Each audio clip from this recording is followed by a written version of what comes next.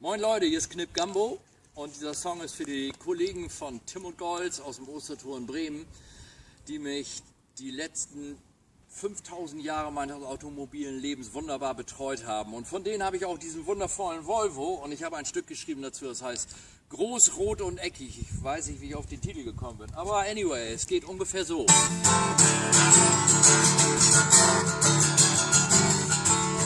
Der Alte machte schlapp, für einen neuen kein Geld. Doch was mein Dealer für mich hatte, kostete nicht die Welt.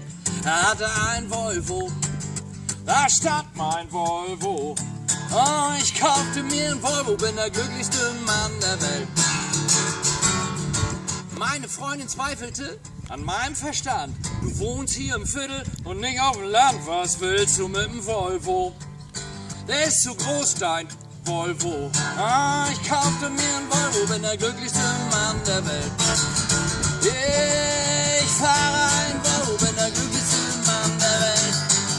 Yeah, ich fahre ein Volvo, bin der glücklichste Mann der Welt.